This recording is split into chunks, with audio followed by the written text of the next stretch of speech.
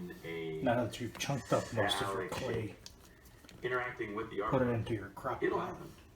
And and Andy set your setting on warm. gave them that opportunity. Aaron, how long do we order the billboard for? 6 months. Keep it closed until it starts You need to call the billboard company. Great billboard. Funny. It's been a few minutes. I usually don't keep track of the time, but I keep going until it's reached somewhat at this point. I let it go on further than I normally do because right now I'm recycling this clay from the previous project, which I just cleaned up. But if you were sculpting with this, you don't have to melt it this much.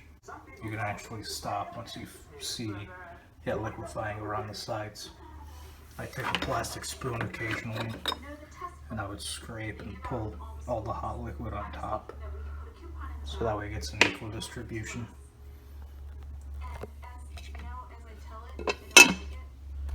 Once you're ready to sculpt with it, you can just turn it off and then let it cool down, and then you'll see it has a malleability of wet clay. And once you feel it starting to harden or starting to not be as malleable, you can just turn it back on to warm.